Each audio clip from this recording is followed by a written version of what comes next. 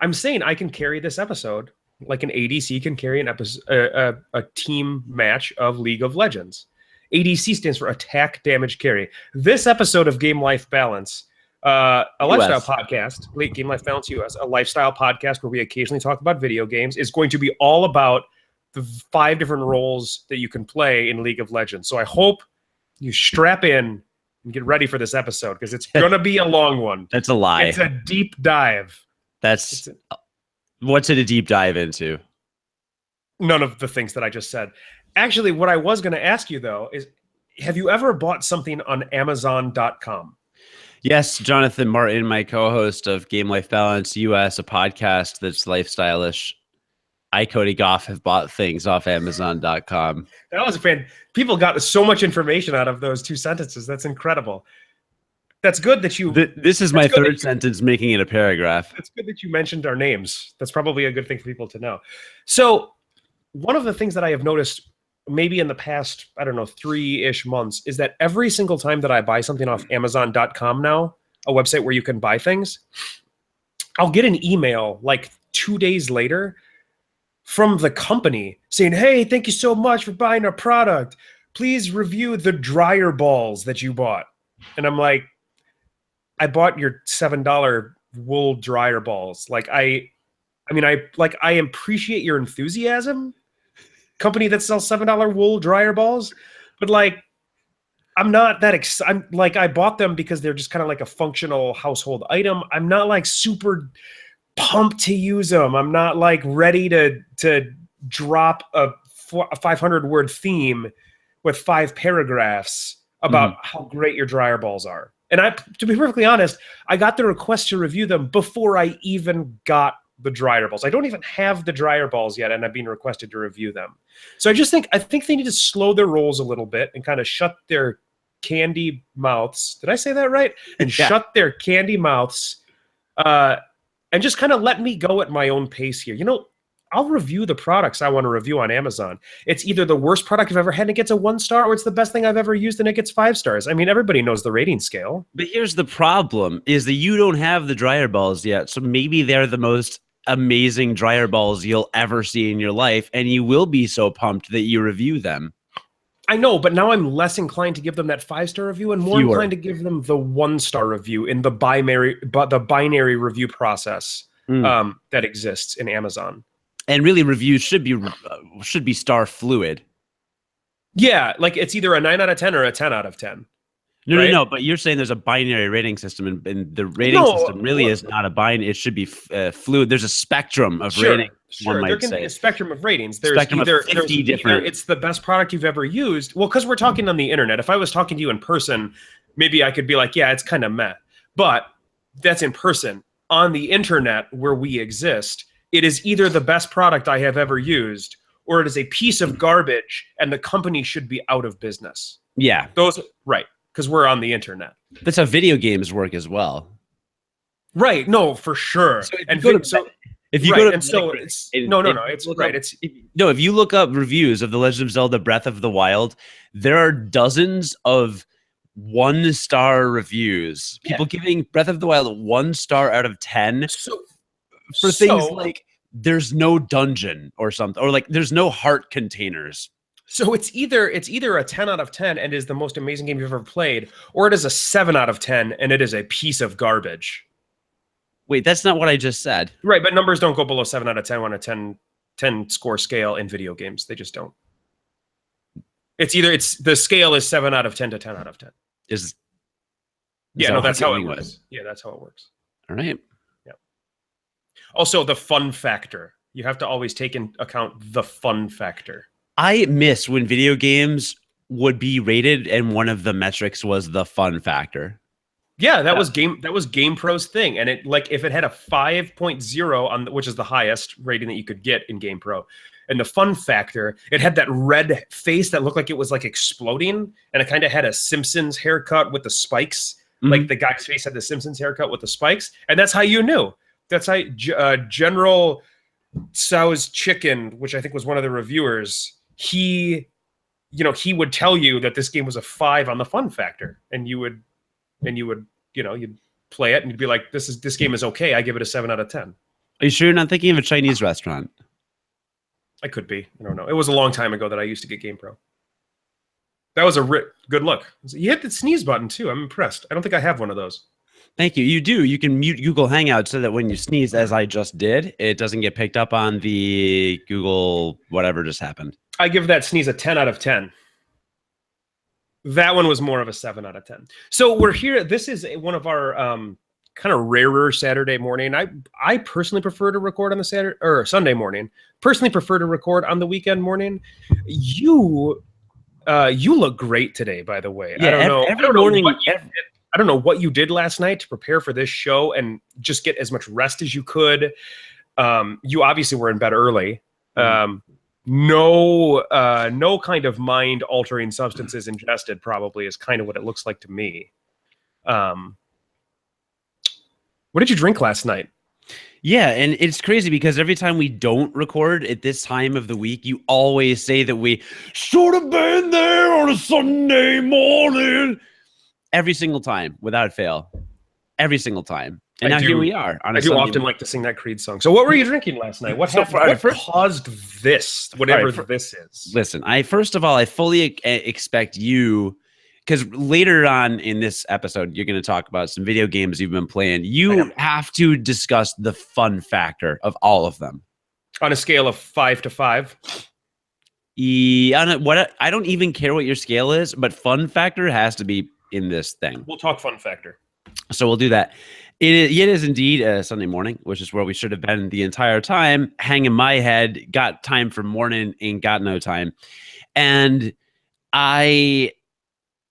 so long-time listeners, John and I have been podcasting for about 5 years. We did Unqualified Gamers, and now we're Game Life Balance U.S. And there was a time when I shot a web series, and I was in my late 20s. Everyone shooting this web series and producing it was around age 20. So I would go and hang out with these friends I was making in this acting project. Mm-hmm. And then at high school parties, though, you'd hang out with your friends. Yes. You'd hang out with your 20-year-old friends at high school parties. So the running thing that John just took the ball and ran with was me hanging out with high schoolers or very young people. They weren't in high school. They were in college, but very young people. So a few weeks ago, 2 months ago, I started taking improv classes again at the Annoyance Theater in Chicago. No formal training. Right. And I started taking improv classes, and it turns out most of the people in my improv class are in their mid-20s, early to mid-20s. So still 5 to 8 years younger than me. And it turns out that when they all want to hang out on a Saturday night, I thought when I moved in with my girl and we got engaged, I thought that would be the end of my days of partying with people several years younger than me. But Casey is a go with the flow kind of person. And last night we went with the flow. And it turns out that I cannot drink. So here's my question. Are you the old man of the group? I am. You are, aren't you? Yeah. So they're probably all up. They've got their Bloody Mary to kind of kick it up a notch for the start of the day. They're probably at brunch with their mothers because it is Mother's Day. Happy Mother's Day, Mom. And she doesn't listen to this podcast. She'll never hear that. I'll probably call her later. I probably won't rely on the podcast saying Happy Mother's Day to tell her Happy Mother's Day. Mm-hmm. Anyway, you're the old man now. They're all drinking at brunch with their mothers. And you're going to be nursing a hangover for the whole rest of the day, most likely. Well, I think one of them might not be at brunch yet because they died. Did somebody die last night? Well, nobody rolled off my couch about an hour ago, and then we cleaned up vomit from the carpet. So it was. Oh, yeah, no, that's. So you guys, that was a big night for you. You were really celebrating Mother's Day. Well, that's not what happened. So Casey and I was like, let's go get a margarita because this new taco pub, Broken English Taco Pub, opened across the street from us. Is that the name? That's their name. Okay. And they're really good. And we had name. Them. It's a what? It's a great name. It's a great name. So we had them on the Brian Noonan show. They came in WGN, and the head chef and the chief mixologist came in, and they brought us tacos. It's really, really good food. They have been literally it's been a 2+ hour wait since every night since they've opened to get in. It's just really, really good tacos and margaritas. But we were able to get into a table and we had a couple of margaritas, and it was really delicious and very good. And I highly recommend Broken English to anyone that's in the Chicago area. Really, you started with some margaritas. Legit good Mexican food. So a couple margaritas, then we'll go over to our friends, then we'll go out to a bar. All right, well, so we show up to my friends, and one of our friends had brought, guess what drink he brought to drink while we kind of pregame? We're going to say, so what's like the typical mid-20s? Let's say Jägermeister. He brought a bottle of Jägermeister. Think Cody. Mountain Dew? No. Code Red? Alcoholic drink that Cody would have drank about 5 years ago. Mike's Hard Lemonade. No, you're getting somewhat closer. Also, that would be 10 years ago. Strawberry Daiquiri. I hate you so much. No, dude, Four Loko. Like the Four Loko that used to kill people? No, not the Four. God, what is with people in the? No, they changed the recipe and removed the caffeine, so it's legal now. Okay, wait. So that just means it's like a sweet. There's no energy drink in part in anymore. It's just like a malt liquor beverage. It's sugar. It's literally sugar. Okay, so it's like a Mike's Hard Lemonade. But way sugary, way sugarier, more alcoholic. So Four Loko, you busted out some Four Loko. Well, he brought a Four Loko, drank about a third of it, and then he was like, "Well, I don't really want this." So I started taking Shocking! He didn't want his Four Loko that he opened. Wow. So I started taking several sips from it, and I think that my status this morning is partially a result of having just basically drinking pure sugar and alcohol, even a little bit, because I didn't drink that much alcohol. But when you're only drinking sugar, someone told me if you drink sugary drinks, they absorb faster. Okay, time out. I don't drink a ton anymore, but I had a time in my life where I did. There is no way that you are having significant problems due to 2/3 of a single Four Loko. There's a lot more that had to have happened last night than 2/3 of a single Four Loko.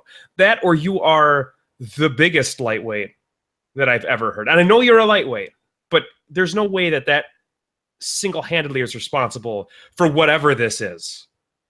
I had 5 drinks or 6. But it was the sugar. The sugar from one Four Loko does not this make. Have you ever had?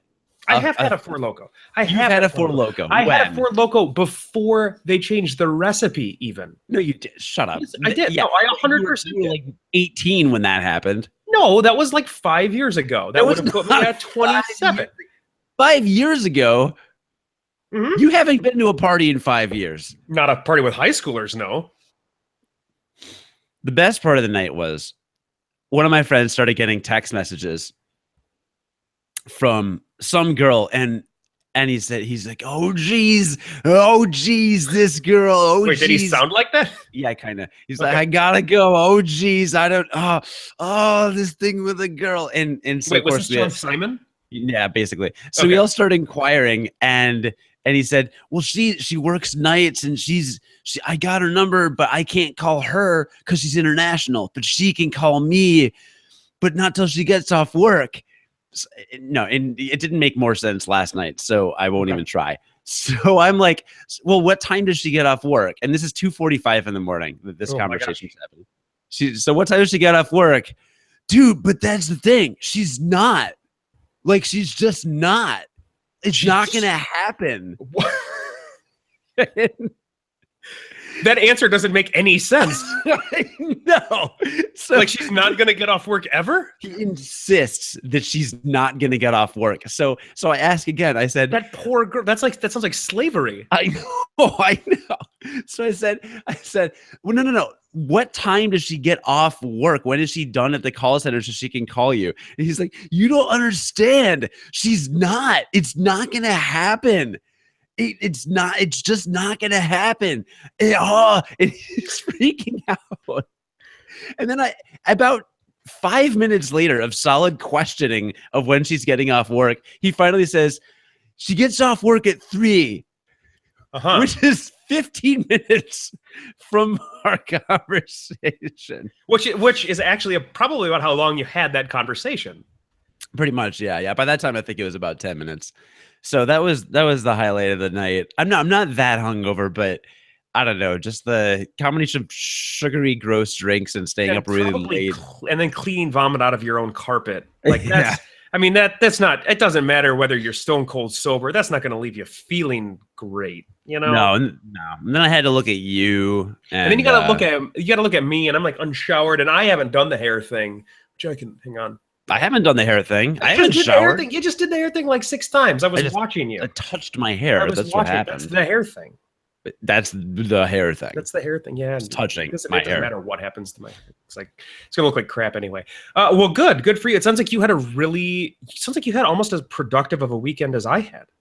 Yeah, well, because spring is in the air, and that means hangovers, and also apparently bread making, according to our topic. We'll get to video games in a little bit. By the way, don't you kind of drink all year round though? I mean, it's not a spring thing. I drink different depending on the season.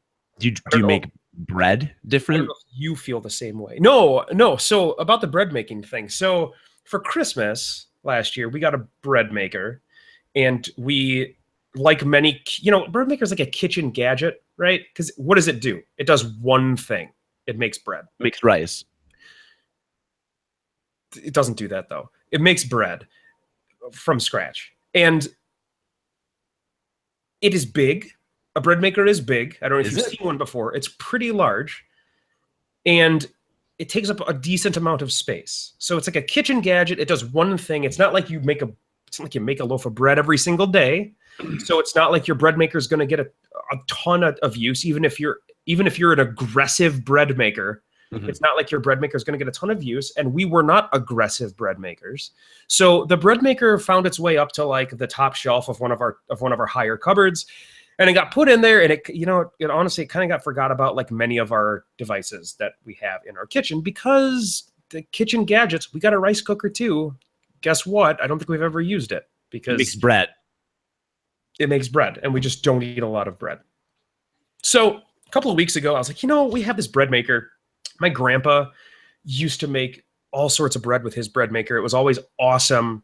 I was like, we have this bread maker. We have this 10-pound bag of bread flour. I'm going to bring it down. I'm going to make some loaves of bread. So I brought the bread maker down. I'd never used it. I kind of got the whole thing set up.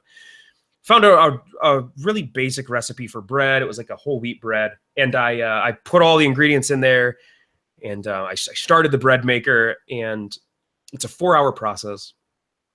And so about an hour and a half goes by, and this was a couple of weeks ago, and I look in there, and it's just a pile of mush, and I'm like, that's weird. I don't know how bread makers are supposed to work. This just kind of looks like a pile of mush, like nothing's mixing up at all.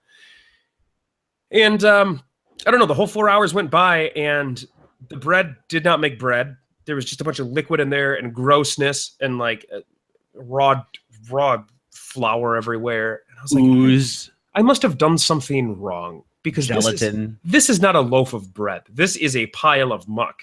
So I threw it in the trash, and I went to bed because it was like 10 o'clock, and that was that. And the next morning we wake up, and Casey comes downstairs, and she goes, why is the paddle for the bread maker in this little plastic wrap? And I said, what paddle? And she said, the paddle that mixes the ingredients together. And I said, I didn't know there was a paddle. So for those of you that go out to buy a bread maker, there's basically a paddle that goes in the bottom of your bread maker that spins around and mixes the ingredients together. I tried to make my first loaf of bread without the paddle. Didn't work. Pro tip, put the paddle in the bread maker. It's going to make your bread better. Interesting. So I put the paddle in the following day, and I made the bread, and it was awesome. So I kind of can't describe to you the difference in like taste of store-bought bread to homemade bread. It rules. So I started buying a bunch of ingredients that you can use to make bread as I went to the store. So, your like general bread is just bread flour and then butter and water and yeast. and you can like make, and sugar and salt, and you can make bread out of that. And that makes like a loaf of white bread.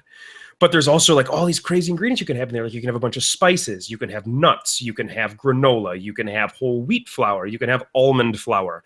You sometimes for whole wheat bread you need you need gluten, like actual gluten that we had to buy. My wife bought rye flour for the loaf that I'm making today. So there's like all of these different things you can put in bread, and like the shelf that I have now for bread ingredients is just kind of growing and growing and growing. I brought chia seeds that I can put in bread. So I've got like all this cool stuff that I can now make into bread. And I kind of am making like a loaf a week, and it's super fun because you can make all these different breads in the bread maker. So that, and it makes your house smell wonderful, and it kind of feels like a springtime activity. I don't know. I don't know about you, but in the springtime, you look really motivated right now and like really energetic, because like the springtime for me just feels like a time of high energy, of kind of cleaning, of getting things organized, of like trying new things. I don't know. I feel better, I think, in the spring than I do at any other time of the year. Why are you doing real life? Because it's springtime. Oh, okay. So yeah, that was something that that I've been doing. And so it's Mother's Day, and we're going to a barbecue today, and I'm making a loaf of bread. You can't barbecue bread. You can't. So I'm making the bread and then bringing it, because the bread, they're going to barbecue the other stuff that's not the bread. So if you put the bread on the grill, will that make it toast? Yeah, I think so. I think you could totally toast the bread. So I'm making a rosemary and olive loaf of bread, and I cut up an entire cup of Kalamata olives today to put in my loaf of bread. That's a level 4 crafting skill, I believe. It is. It's so far, this has been the most work-intensive loaf of bread. But the best thing about the bread makers is you literally, once you get all the ingredients for them, you put them in the order that it tells you to, and then you just turn it on. And in 4 hours, you have a fresh loaf of bread. And that kind of rules. So once you reach level 5... I don't know what kind of breads I can make at level 5. It's one of those systems where they don't tell you what you unlock as you move on. I know that, but you'll unlock a story quest. Yeah, you're probably right. And so you'll not only get a new skill, but you'll have to go to the bread making guild leader to give you a new quest so that you can learn how to make a new bread. Mayhap cinnamon raisin bread? Maybe. I don't know what ingredients are needed for that yet. I'm guessing cinnamon is one. I haven't. Possibly raisins. But I mean, and swirls, because it's a cinnamon raisin swirl bread. Swirl is a key ingredient. Can you buy swirls up in Minnesota, or you have to buy those from Amazon? I might have to buy the ingredients to make swirls. Okay. Because I have a really great swirl you can get on Amazon. It is the best swirl, and it has 10 stars. That's not a rating that you can get on Amazon. Yeah, it is. So yeah, so that's one of the things I've been doing. I have talked about my love of gardening before on the podcast. You have, and I guess you could call that love of gardening life stuff. It is life stuff. We've kind of been doing a life stuff segment, haven't we? Yeah. So I planted my garden for the year and changed up a couple of plants that were not going to grow. So there's some stuff we're not going to grow from last year. We're going to grow some new stuff this year. And that's always super exciting. Got that all set up and started watering that into the ground. We tilled a couple of times to get it ready. Pics or GTFO? I would like a picture of this or a loaf of bread in front of the bread maker, preferably, with also an action figure next to it. Do you have action figures? Not anymore. This is your son. He's got some Sesame Street characters. Perfect. Sure. Right in front of the bread. We can do that. Mm-hmm. Yeah. And so the garden is in, started watering. Hopefully we'll get some plants up there soon. You'll probably see some when you come in a couple of weeks. They should have sprouted by then. So that's super exciting. Cool. I also have been gardening. We haven't had to water because it's been raining a bunch here, which is great. So how does your garden work there in Chicago? Do you have like a rooftop garden that you get? No, we have window planters. Okay. Sweet. And what do you grow? Flowers. Actually, my wife is not my wife. She's my fiance. That was fantastic. It's a good Freudian slip. You have to wait a little while. You'll get there. I'm getting. I got my haircut last week, and I told him we talked for 10 minutes about how I'm getting married and I'm engaged, and my fiance wants my hair a certain way. And the last 10 minutes I was there, he just kept saying "your wife" over and over. Oh, your wife will like that. Oh yeah, say hi to your wife for me. Your wife is gonna love this haircut. Was this your first time with this guy, or was No, third or fourth? okay? And I was engaged the last couple times I went to him, so I don't know why it suddenly flipped to wife halfway into our hour-long appointment. I mean, but but she'll, eventually she's going to be your wife. So he will have been right in 6 months. I don't think that's how it works, really. yeah, he's just preemptively being right. There's nothing wrong with that. God, my wedding is just over 5 months away. It is. It's going to be a busy time for you over the next couple of It'll months. be so fun. It will be fun. It'll be awesome. Tremendous fun. Tremendous fun. The best fun. I assume you don't have much more life stuff other than teenage parties. I don't have much of a life. Yeah, I can see that. Also, Casey and I started watching The Handmaid's Tale on Hulu. Why? We read that in high school. That means it can't be good. Sure. Or fun. It's not, it's we watched the first 4 episodes last night. So if a show can get me to watch 4 episodes in a night, I'd say it's for me it's pretty good. I'm not going to watch a TV show about how the letter A is symbolic for a vagina. I think that's fair. I don't think you have to. So this show doesn't have that, so it'd probably still be okay to watch. That's The Handmaid's Tale. We analyzed it for days in English class. I don't know if you remember the book. That's The Handmaid's Tale. Okay. It's not a bad book, though, anyway. It's oh, wait, am I thinking The Scarlet Letter? You are. You're thinking The Scarlet Letter. That's why I said it might not be the right book. I was actually just testing you to see if you remembered what book I was talking about, and you definitely didn't. You had no idea what I was saying until I literally said you had to tell me. Letter. That's right. You had to tell me. I had no idea. So, yeah, the Handmaid's Tale, started watching that. Definitely going to finish the first season of that. It seems really good. And yeah, that's been my week. It's been great. Yeah, that's good. That's great. Yeah, no, I mean, all I didn't talk about last week was going back for our 10-year college reunion, which I also imbibed at, but did not feel quite like this. Although I gotta say, the highlight of the entire Drake University reunion was our friend Alina had a little house party, and a bunch of people showed up. And first, before we start, I want to start from the beginning here. It was a 10-year reunion for our college for when we graduated. Where did you stay when you went back? We graduated from Drake University in Des Moines, Iowa. Everybody, if you don't know that, you probably don't. So Cody would have gone back to Des Moines. Where'd you stay? With my friend Alina. Okay, so you stayed at her house. Yeah. She lives close to the campus. Yeah, why? I was just curious. I was asked. I want to know how the weekend was set up, Oh, yeah, that's fine. Yeah, I stayed with her. She's great. She's on the faculty at Drake now. So really? Good for her. Yeah. Well, I know she's staff, but also faculty. I don't know how it works. It doesn't matter. She does stuff there. So, but we stayed there. So she had this little house party, and people would come. And it was your typical house party people bring. What do you bring to a house party, right? Alcohol, chips, booze, and then sometimes, like if you're one of the really spunky people, you bring something in like a crock pot, like a dip. No, we're think operating like high school. Think high school party. I was going to say college, operating like a college party where basically the expectation is we're going to kind of get crunk, I believe is the case. Then it's booze or chips, or you're that jerk that brings nothing. Okay, or like a dip, maybe a fruit plate or a meat tray if you're feeling really. At a college party? No. There was no meat tray or fruit tray at college parties. There were barely chips at college parties. Like a cheese and crackers thing, or maybe a little Nobody's bringing except for John Simon, who brings the carton of goldfish. That's it. Well, not for an actual college party, but for a party 10 years after college that's kind of emulating a college party, you might slightly expand to maybe a thing with crackers and cheese or something, right? Okay. Sure. Right. Yeah, I guess. Yeah. It's reasonable.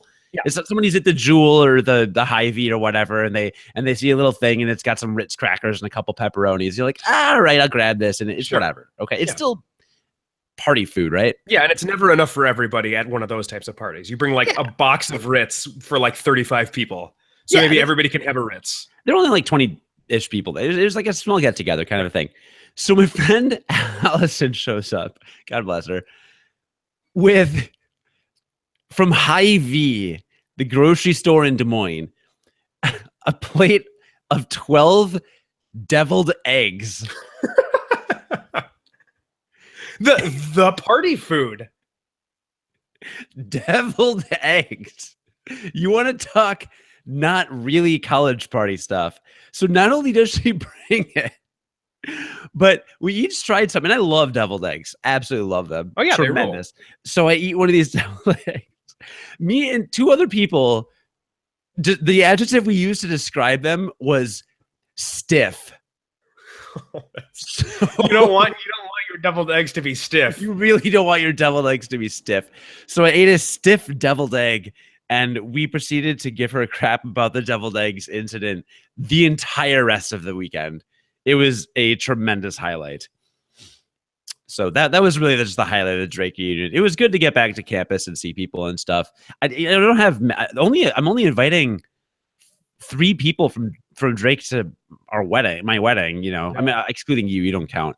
So most of my friends are from before Drake. Drake was amazing experience, and I loved it there and liked lots of people. But like in terms of really close friends, that's not where I made them. I think I only made one. I think Fitz? Nick? Not Nick, really, because he still lives in the same city as us now. So like it's easy to keep in touch with him, but just otherwise not so much. Yeah. But whatever. Everybody has a different college experience. For sure. I'm going to my fiance's college reunion next month. So yeah. I'm sure it'll be a great time. I'm sure by the way, Chris Farrell of All Things Good and Nerdy, another podcast on the Good and Geek Network, is participating in our little live YouTube chat and says, "I bet this goes great with lots of cheap beer like you'd have at a college party." Yeah, was there Keystone? Was there Natty Ice? Any of that kind of stuff, or did it go up a notch? Go to like the Bud Light, Miller Light, Coors Light? I don't know. I was drinking Four Loko. You drank Four Loko this weekend. That wasn't last weekend. Oh, right. No, I brought a handle, or not a handle, but I brought a thing of Bullet bourbon. That's a really classy bourbon. I'm proud of you for bringing like a nice bottle of booze to this high school party. Yeah, it was that or Skoal. So I just decided to... Wait, like Skoal, like the chewing tobacco? Skoal vodka, which is probably worse. I think the chewing tobacco is probably more edible. It doesn't matter. It wasn't Milwaukee's best, which has also been suggested in the chat. Good Lord. And we'll just go sneak right by that. But anyway, that's the other life stuff thing. I had to tell the anecdote about the deviled egg and drinking. And I am surprised I've lasted this long in this episode, quite frankly. Yeah, don't get stiff deviled eggs is that's the what do they call the thing at the end of a fable? The moral? That's the moral of this story. Mm-hmm. I don't know why that word escaped me just now, but that's the kind of thing that happens here on Game Life Balance U.S. It's because you have no lifestyle morals. podcast where we occasionally talk about video games. It's because you have no morals. Do you get it? Hey, did you give your wife a latte this morning and say, "I love you" a latte? I did not do that. I didn't say that, but I did give her a latte this morning. The word "lot" with latte? I didn't. I also made her a breakfast sandwich. That was another thing that I did. Did you say that you gave it when you gave it to her? Did you say, I'm making this? I said, "I love you" a breakfast sandwich. Did you replace the word "lot" with latte at any point this morning? I made her a Hallmark card that said, "I love you a latte," and handed that to her with the latte. Not just with your wife. At any point, did you tell the Starbucks barista, "Thank you a latte for this"? Did you do that? I didn't. It was a missed opportunity. Don't ever tell me again that you're getting a latte and then not replace the word "lot" with the word latte. It is a golden. This is why the Romans died for us. For our sins. Right. This is why the Romans died for our sins. All right. I thought, didn't you tell me you're like, oh, I have video games to talk about. And then I you're do like, have video games to talk about, but then you wanted to talk about high school parties, and then that's like, where we ended up. JK, I got to talk about gardening and bread so making, which isn't even a crafting ability. it is bakerying. Culinarian. I want to move. So sometimes we record kind of an offshoot episode of Game Life Balance, a lifestyle podcast where we occasionally talk about video games, where we talk. Is that like our new tagline that you've just never ran by me? Because every episode you say we're a lifestyle podcast where we occasionally talk about video games. And I feel like I need to add that to our subheader on our website or something. You can add that to our subheader. I think it's perfect. We have a kind of an offshoot episode where it's not like a main episode where it's called Full Gamer, right? We go Full Gamer. And I play a cool sound effect and it's great. Yeah, and you do, but we're not doing that this episode. I've got a bunch of games that I've been playing that we haven't had a chance to really talk about because our recording schedule got a little off. But we could do a full game episode on any of these, but I really want to talk about them because I just haven't had the chance to. And they've been shorter experiences. So I have been keeping a list, and I think you do this throughout the year, of video games that you've played throughout the year, right? Well, I used to when I played more than 3 games a year. Right, and right now your list is Final Fantasy 14 for the year. So just to give you an example, here's Cody's list, Final Fantasy 14. Here's my list. That's true. Firewatch, Fallout 4, Lightning Returns, Total War Warhammer, Day of the Tentacle Remastered, Enter the Gungeon, Heroes of the Storm, Jazzpunk, Oxenfree, and Among the Sleep. That's like on my list for this year that I've played so far. So it's growing. It's a pretty good list so far. I feel like I've done a pretty good job of playing some new stuff. And then there's probably also stuff that I've played on there that I've talked about before. A lot of times I'll go back to a game like I played through Space Pirates and Zombies and Mercenaries again this year, which is a game that I've talked about on this podcast. So it doesn't make my list. But there are about 6 games on there that I have not talked about at all before. And so I just want to pick a couple of them and talk about them. So this is where we'll talk about how good of a job we're doing, because this segment's going to be a balancing act.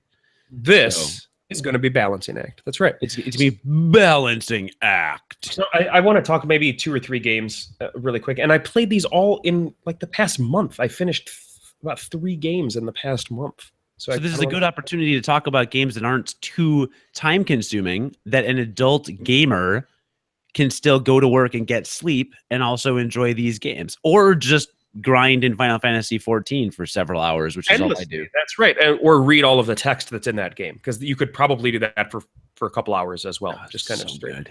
So good. So first one I want to talk about is actually the one that I liked the most out of like, oh man, it's been a long time since it's the one that I like the most of the games that I'm going to talk about. It is a story game with basically almost no gameplay. It's a game called Oxenfree. Have you heard of it? No. Okay. It's free right now on Amazon. Okay, so Amazon Prime, just as really quick aside, Amazon Prime or Amazon bought Twitch, and you now get a Twitch kind of subscription with Amazon Prime if you are an Amazon Prime member.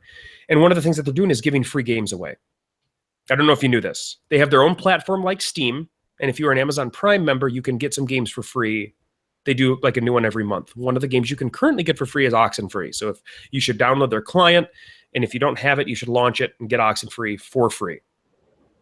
Oxenfree is a video game about, this is right up your alley. It's about a group of high schoolers.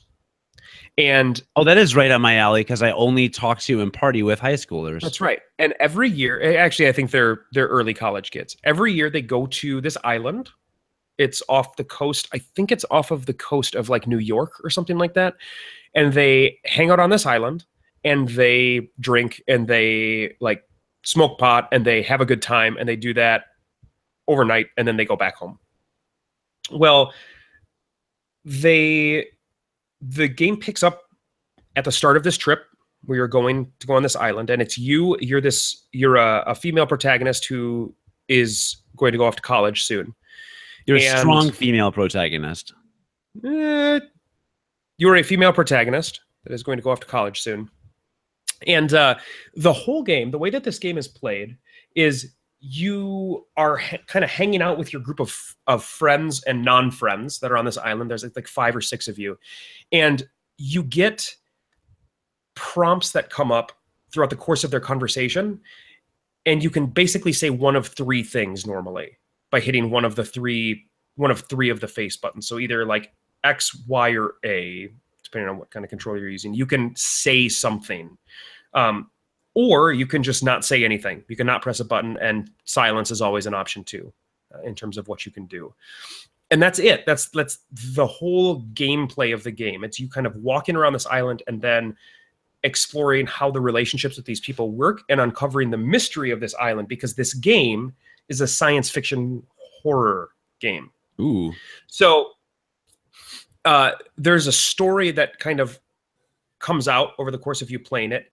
It's kind of a psychological horror thriller, kind of in the vein of Call of Cthulhu. It's got some Lovecraftian-esque type horror elements to it, which are super interesting and really cool and unlike anything that I've played before, or at least it executes those themes in a way that are better than like any game that I've played before. Because the thing about Lovecraftian horror, right? Okay, let's talk Lovecraftian horror. Let's talk Lovecraftian horror. I've been waiting for this. It is my favorite genre of horror, legitimately. Really? It really is.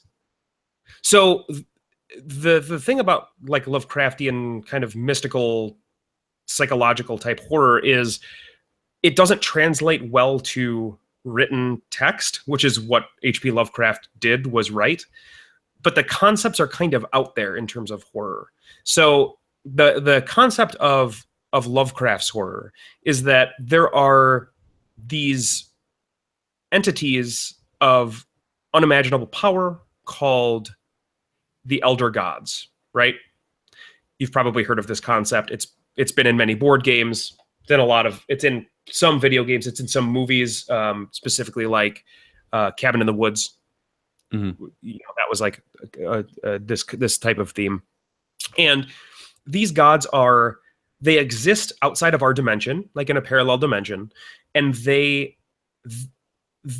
are shapeless and formless, but they occasionally can take a shape that we as humans can comprehend, but ultimately we actually can't comprehend anything about them. Right. But they are, whereas you talk about something like Christianity, where the God in Christianity is also like, it is unreasonable for us to be able to expect his motives. H.P. Lovecraft's gods are generally malevolent. They generally have a malevolent agenda. That means bad. They're bad guys. Right. Or girls, #feminism, #all women. Or they're neutral. But generally they are not there to aid humanity, right? But we don't see them either unless something happens, which in like the classic example is in Call of Cthulhu, is there's some sort of underwater seismic event that breaches the gap between the city of Relay, where Cthulhu sleeps, and our world, and Cthulhu gets released into our world. And Cthulhu manifests himself as this entity that is so large that if you look into the sky, he fills your vision. So there's a sailboat, there's a sailboatsman that is sailing on the sea, and he looks up, and Cthulhu is so big that he's in the ocean, and that means Cthulhu is like standing in the ocean, and his head is so big that he fills the sky of this guy's vision, and he has these bat-like wings, and the wings stretch out so far in either direction that you can look, the sailboat, the captain can look left and right and not see the tips of Cthulhu's wings. But this is the form that Cthulhu chooses to take. This is not his only form. He can be anything. That's the general theme of all of these gods. Anyway, that concept is so unimaginable and intelligible to kind of our minds that the strongest minds like feel queasy, pass out, kind of go a little crazy. The weakest minds that try to perceive Lovecraft's world go insane. So his stories of horror generally are people that interact with these elder gods and their followers and their in some way that drives them to insanity. And the things that he tries to describe drive people insane. And then there's also actual like physical threatening minions of some of these elder gods that can kill you, that kind of thing. So anyway, that's a brief aside on Lovecraft's horror, and I find it super interesting because it is not your general like, oh, I'm going to chase you through the woods and kill you with a machete. Don't get me wrong, I love that horror too. That's like it's just a different thing. So that is really hard to translate to media, because you're basically saying, be scared of this thing that I can't even describe to you. And that's what makes it scary, because I can't describe it to you. So that's a hard thing to come across in anything. You can't really show it. You have to scare people by describing it. Well, this game, and I mean, a video game does everything by showing you. That's what it does. Right. So this game has no gameplay. It just has these conversations between these people, but it manages to address these issues of kind of like psychological horror and show you how they affect your main character, like the different things that happen to your main character throughout the course of the game that are pretty genuinely terrifying and really disturbing in a lot of ways. And the game sets itself up when you first start as kind of a high school drama. That's kind of the direction you think it's going to take. And then there is an event that happens and some weird stuff starts to happen. And then you realize, oh, this is not just that at all. And then you kind of do some digging by exploring the island and realize just what kind of story you're in. And I feel like the story that the game tells is one of the strongest and most well-crafted and still giving you a large deal of control over the story, because that's the whole point of the game, that it just creates this really interesting story-based game that I have not played anything like really ever. So the developers are obviously telling a story, and you also get to control that story, and it just turns out really well. And there were so many times throughout the game where I had a question of, I wonder if I did something different here, or if I said the different action, just how this would play out, which makes me want to play through the game again. But not only does the story change based on what you say, but you can, a lot of times in conversations that are important throughout the story, you can walk around or walk away, and that will change what the people are saying based on kind of like where you move on the screen as well. So there's something that happens at the end of the game where there are these entities talking to you, and they want you to make a decision, and you can just start walking away, and it changes the way that their dialogue with you, and then gives you a different set of options in terms of what you can say at that point. So there's some really cool stuff that it doesn't even tell you. I mean, it doesn't tell you you can do that. You just have to kind of uncover that and discover that yourself. And it's really cool. So it's like Star Wars Knights of the Old Republic. Similar. No, it's not at all like that. So it's like Mass Effect 2. No. It's more like Kingdom Hearts. Like Gone Home, but with the ability to influence the story. Because Gone Home, you walk around and all of the story happens to you in a set order. I mean, that game is literally telling you a story. This game is telling you a story and giving you the ability to interject with how you want your character to behave in that story. And it wouldn't work if it wasn't a strong story and if the characters were not strong characters. But there's a lot of really believable baggage that the characters of the story bring with them that you slowly start to discover about them, that makes you like some of them. It makes you really kind of appreciate the relationship that they have with each other. It makes them feel really believable, and it makes you care about them. And that's really important if you are talking about a game where it is just a story based around a couple of characters. It is important that you like and believe, not necessarily like, but that you believe the characters can be real people. And they are some of the strongest characters, some of the most like well flushed out characters with some I think they are incredibly believable and realistic motivations that it works really well. How long is it? It took me about 4 hours to play through it. Oh my God, that's a day. Maybe 4 to 6 hours. And it's a game that they really give you a good reason to go back and try it again to see how the relationships with the different people could be different. But I played it in a way where I kind of put myself in the position of the main character, the female protagonist, and I kind of responded to, like, as if I were her, and I responded to the other characters in the game as if I were her, because there were some there was a particular female character, another female character that I really didn't like at all, and at the end of the game, our relationship was awful. So like, there's just some interesting things, but I kind of read about the game afterwards. Do not read about this game if you plan on playing it, because the whole game is the story. But I read about it afterwards, and our relationship could have been totally different in the game. And I had no idea, because for me, there was kind of only one way that could go because of how much I disliked her. Wow. Yeah, it was really cool. It was really, really cool. And I'm a sucker for sci-fi and horror. And again, specifically because this was kind of a Lovecraftian type genre of horror, it made it, and it was executed well, it made it even better for me. So, and the thing is it's just so unlike any other games. I mean, there aren't games that are, there's no fail states. You're not going to ever see a game over screen in this game. And there's a little bit of exploration and puzzle element to it, but you'll never get stuck. So you'll never feel like you can't progress or not know where to go, which is cool. Like, I don't know. It is really cool. It is. Right, so you give it a shining review.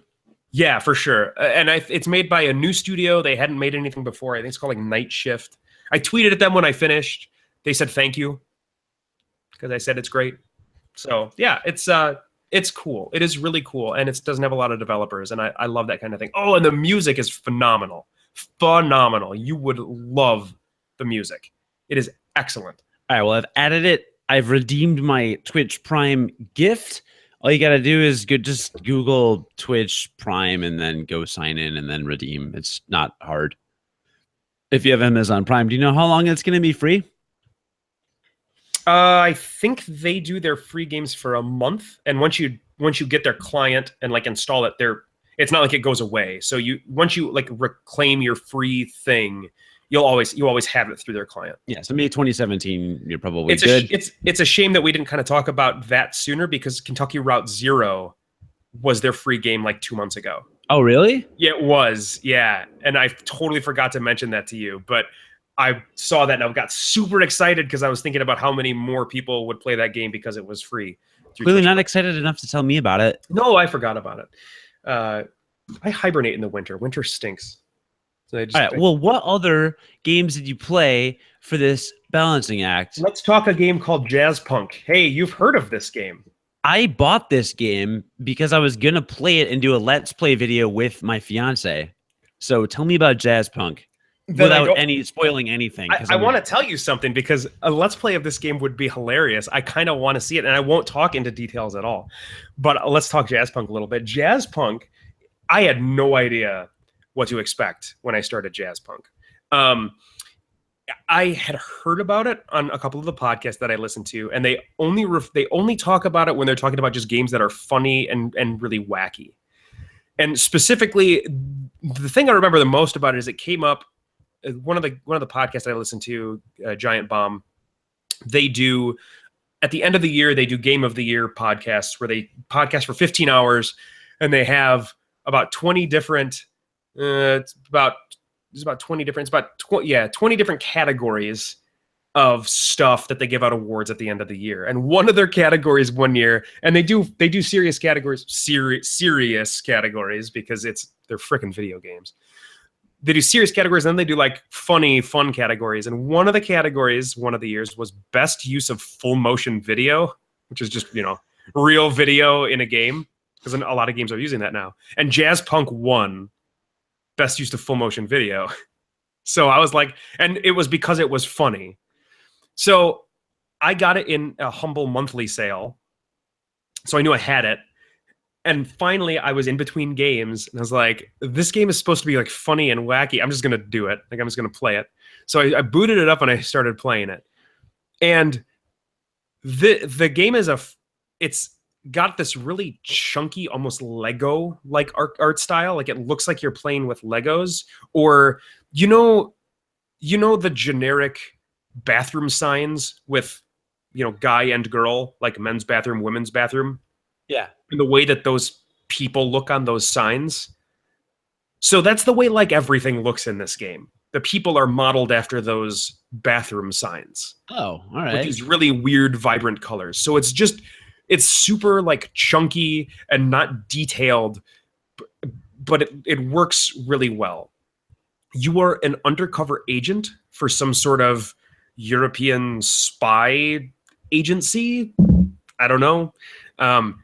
MI6 style, James Bond style. And the humor and the art style when they make jokes there's a little like Ren and Stimpy in there. Okay. In terms of like the way that stuff is colored.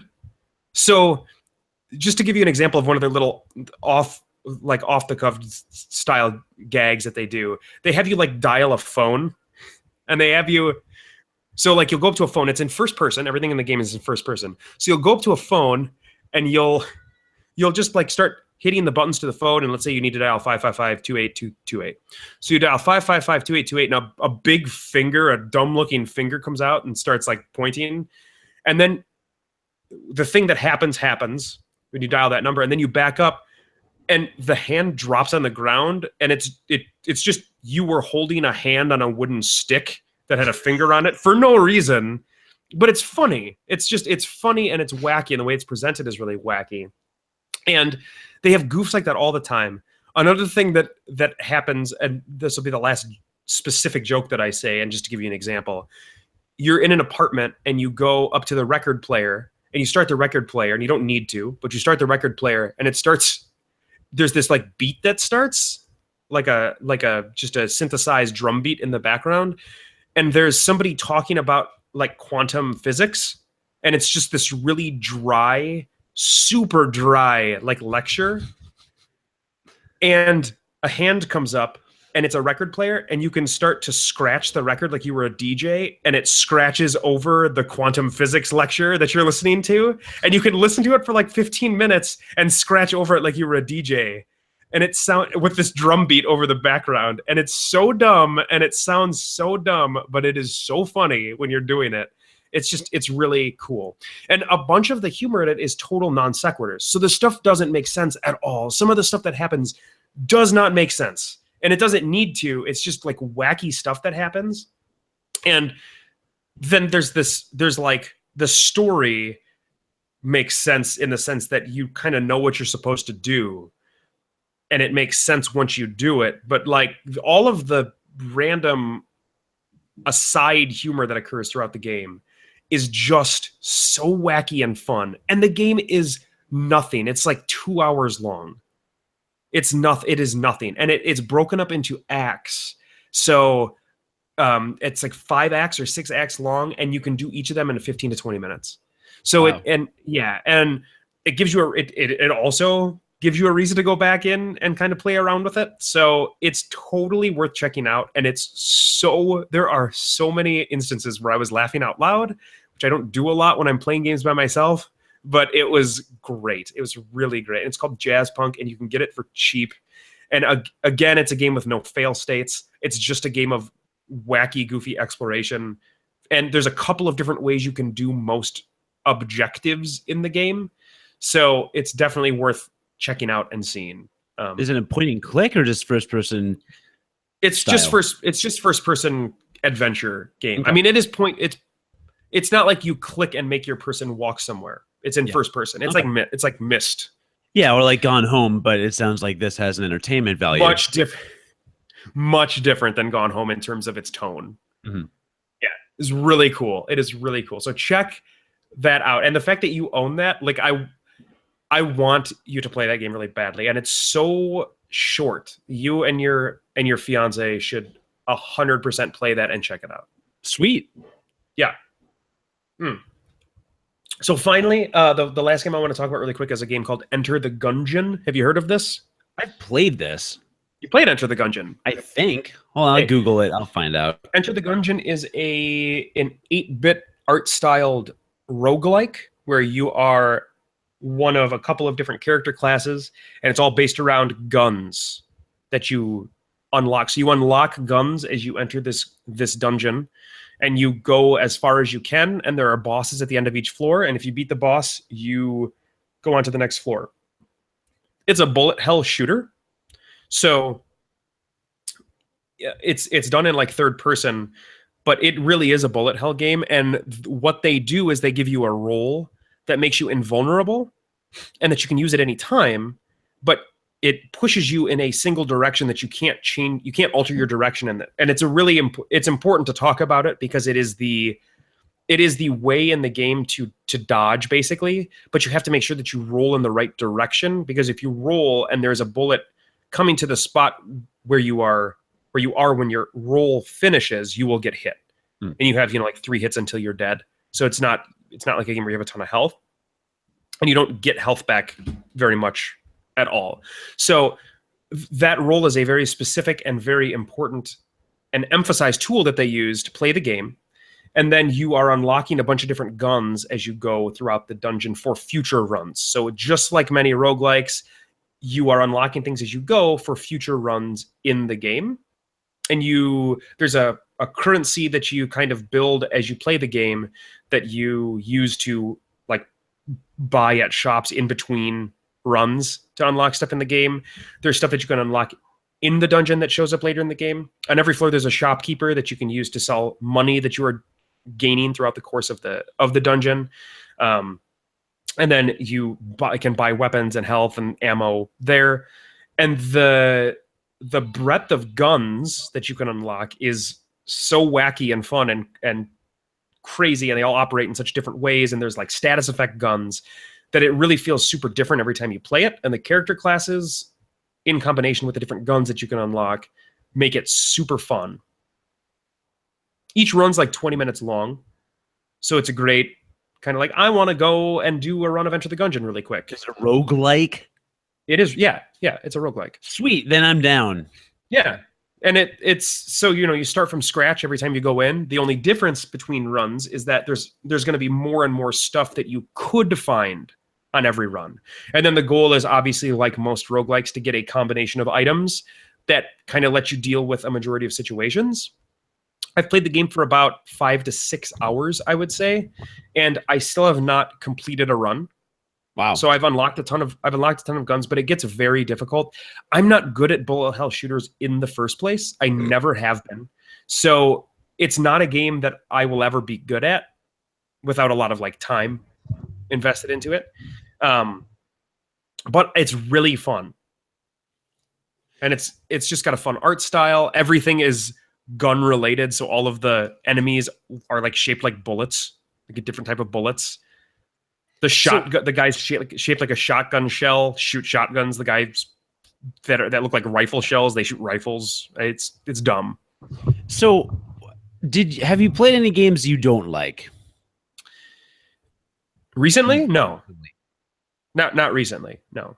Do you think that that's because you do more research on games before you get them, or you just got lucky? No, I generally do research on games before I buy them or before I play them. So I have played games that I don't like before because they've come in bundles of games that I get because I'm subscribed to the Humble monthly bundle. So, or I pick up a game that I've heard about because it's like $2 on Steam and it's on like big sale. So an example of that was The Evil Within that I talked about on this podcast at some point.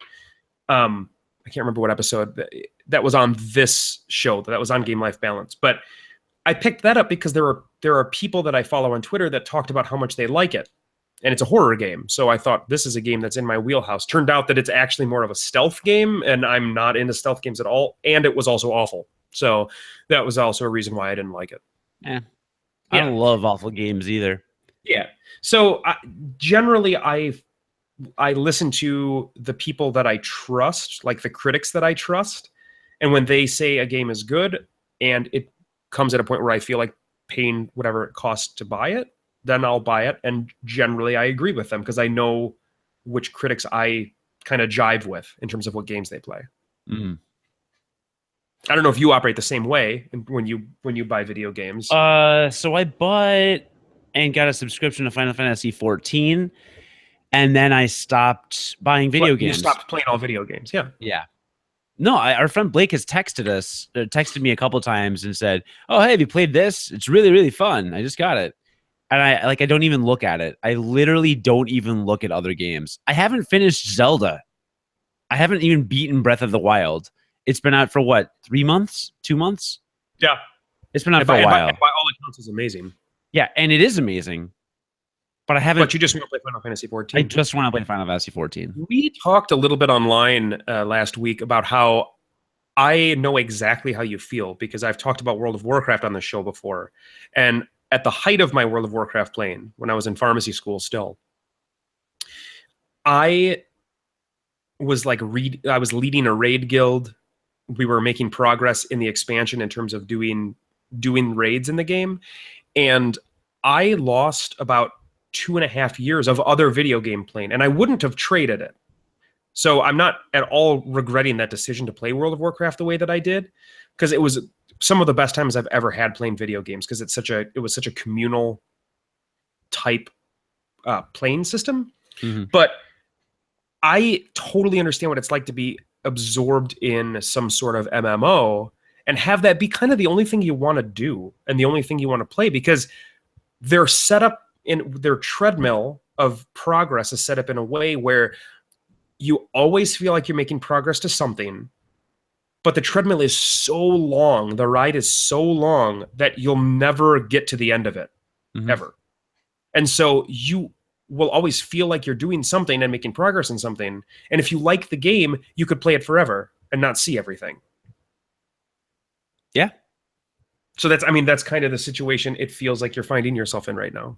Yeah, and there's stuff I'm not going to want to do. So, I mean, once I max out one of my levels, there's one or two other once I max out one of my classes levels, there's a couple other classes I might play additionally, but I'm not in this mode of, I'm going to max out level every character class and every crafting class and all that stuff. Like, there are things that there are goals I've kind of set to where I want to get this and get this and get this, and I have a few milestone goals that will still take me probably a year to get to. And once the expansion comes out next month, it could be even longer. But I'm hoping I can come to a point where I kind of feel like, okay, I can take a break from this in the next 6 to 9 months. We'll see. You kind of just made it sound to me like you weren't that big of a fan. Of what? Final Fantasy 14. Like you're not a true gamer. That's true. Well, I do have a t-shirt though that says I am a true gamer. But you just told me you're not. So. Right, but I have a t-shirt that says that I'm a true gamer. Mm-hmm. So, I mean, you can't argue with that. I can't argue with shirts. No one can. Nobody can argue with shirts. I mean, in good conscience, no. Right. So that's kind of all I have to talk about. I feel like I could talk a lot more about Enter the Gungeon specifically. I mean, I could spoil the heck out of Oxenfree and Jazzpunk, but I don't want to, because those games are fun because of what happens to you and what you uncover about the story in them. So, but I could talk about Enter the Gungeon a lot more, but I'm not going to. That's kind of all I have to say about the game. Because we're not a video game podcast. We're a lifestyle podcast where we occasionally talk about video games. I've been told. Who told you that?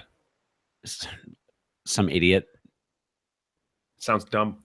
Person sounds dumb. So that's kind of all I have to talk about, and I'm glad we were able to do this on a weekend morning on Mother's Day. That makes one of us. Go hug your mom today. She's probably a long way away, actually. I can't hug my mom today. That's very accurate, actually. So I would just like to say that in addition to our high energy, action packed podcast, where both hosts are always wide awake at all times, we are part of a network of podcasts and websites called Gonna Geek Network at gonnageek.com. There's some good shows on there. One of them, I'm going to tell you about a couple of them, and then you can go check them out, and then you can email them or whatever and be like, oh, I heard about you on Game Life Balance US, a lifestyle podcast. Actually recorded this morning too. What happened? I think some of them record on Saturday morning. Yeah. Yeah. All things good. Or Sunday morning. Yeah. You thought you were there on a Saturday morning. I just wish it was Saturday. I know that. Yeah. Anyway, all things good and nerdy just recorded a new episode, but if you want to check out, so is this, I don't know if this is their new episode or last week's, but either way, they have one of their newest episodes is episode 260. We get scientific here, y'all. And this episode, Chris is sick, but don't worry, Naki has the show locks down. She has the latest on the new Hellboy movies, and Anthony has news on casting for the new Mutants movie. To wrap up the show, the crew gives some more comic suggestions. I'm guessing comic book and not funny suggestions. But maybe I'm wrong. Do they still call them comic books when a lot of people read them on like their tablets now? Yeah, they do. But they're not really comic books then. Yeah, but graphic novel sounds so pretentious to me. And I'm sorry, comic book people. I don't like graphic novel. Graphic novel works in some contexts. Watchmen is a graphic novel, but Amazing Spider-Man number 350 is a comic book. It's not a graphic novel. I think comics is a way more kind of all-encompassing descriptor, because like I'm looking at my Calvin and Hobbes collection. And I'm thinking, I'm not going to call Calvin and Hobbes comic books, but they definitely strips. But they definitely fall under the comics. You can lump them in with comics genre. I mean that's. But they're comic strips because they come in strips. You can refer to them as comics, and I think it still works. You can. All right. So maybe they recommend that you read Calvin and Hobbes. I don't know. I haven't listened to it yet. I'll get there. All right. Calm down, people. I'm going to calm down. No, I meant everyone else. What's this Game Life Balance U.S. podcast? What's that one about? It's terrible. And then there's a podcast called Doom Ninja, which stars Ryan Abrowski and the Ninja Fat Man. And they're great. They're indie game developers, and they know more about video games probably from the back end that we do. Well, definitely. Oh my God, way more. And the front end. Yeah, they also give away stuff on their show basically all the time. So really follow them on Twitter and stuff. We should really do that. I've got a bunch of extra codes. We should talk about that. All right, we'll talk about that. We'll take that offline. We'll take that conversation offline. We'll circle back and regroup. I'll reach out. We'll have my guys call your guys. We'll do lunch. Synergy. On the Doom Ninja podcast, episode 39, Gone and Goner. This week, Nate and Ryan talk Marvel games of the future and big companies pushing around the little guy. Next, they give their opinions on indie procedural platformer Goner. It's followed up by some life updates, and then be sure to tune into the live stream. Next week, they'll give away a copy of Dirt Rally. I don't know if that's what they already gave away or that's what's coming up next, but they're always giving away stuff. And you can find them at twitch.tv/Doom Ninja Podcast at 9 p.m. Eastern time. I think that's Mondays, I want to say. But you know what? Who knows? It's impossible to know, really. It is. Who could possibly know? Just follow them. They're on Twitter and stuff. Just search Doom Ninja Podcast. You can find their info on gonnageek.com as well. And yeah, I like their show. It's good. It's good times. They have weekly content, so it's harder for me to keep up. I've been finding it's really hard to keep up with weekly shows compared to what we do. Yeah, it is, which is never podcast. Basically, it's easy to keep up with us because we just don't put up episodes. It's perfect. Yeah, we were bi-weekly, but we missed 2 of our windows this year. I feel like there was travel going on, and I mean, you can't travel going on though. You can't blame that though. Yeah. Do you got any plans this week? No. Good. I'm going to San Francisco this weekend, but no. That's a plan. Yeah. Business or pleasure or both? It's for work, but I'm going to stay an extra day because 2 of my best friends live out there. Good for you. So yeah, what are you doing? I mean, work all week, nothing special during the week, but this weekend I'm running in my first 10K. Oh, dude, congrats. And actually running it. So that's going to happen. And then my wife is going to a cabin for a day and a night just to kind of get away and hang out with a friend. So it's going to be Max and I doing the bachelor thing. We're probably going to sit around our underwear and eat Doritos, right? We would eat Doritos in this case. Mm-hmm. And deviled eggs. Firm, nice, stiff, firm, stiff deviled eggs. Yeah, we're just gonna kind of hang out and probably eat food that we're not supposed to be eating, and not shower. I think is probably the way we're gonna handle it. Yeah, seems about right. I'm pretty excited. All right. Yeah, so that's my plan. It'll be good. All right. Well, take us out. I will. Everybody, thank you so much for listening to the Game Life Balance US podcast, the American edition of the Game Life Balance podcast. Please like, share, and subscribe if you enjoyed this episode, and leave us a review if you really want to make our day. You can find us on the Gonna Geek Network at gonnageek.com or on wgnradio.com. Is that true still, by the way? Yeah. Okay. Learn more about At least Game as Life long as Balance. they exist, am I right? That's what I'm saying. It's scary. It's scary for all those employees. Learn about Game Life Balance, including contact information and links to our sister show in Australia at gamelifebalance.us. Really, though, anytime a company like that gets bought, it's scary. /Sinclair Broadcasting. / what was the name? What did WGN like brand themselves? Or wait a minute, what was the weird name that somebody branded themselves at that you thought was really dumb? What was that? It wasn't Google. Was there what was it? What are you talking about? Was it the Chicago Tribune maybe? Didn't they like rebrand themselves with some really stupid name? Oh, Tronk. Tribune online content. I didn't even know where they went. Like there was this big rename. Dude, and they got trunked. Tronk disappeared. Tribune Media got bought. I don't know what's going on. The media environment. Trunked. Once you get trunked, my man, you're all done. That's all it is. That's our new slogan. You get trunked once. I've always podcast where we occasionally talk about video games and getting trunked. You get trunked. Yeah. Feel bad for anybody that got trunked. Trunk you. Wow.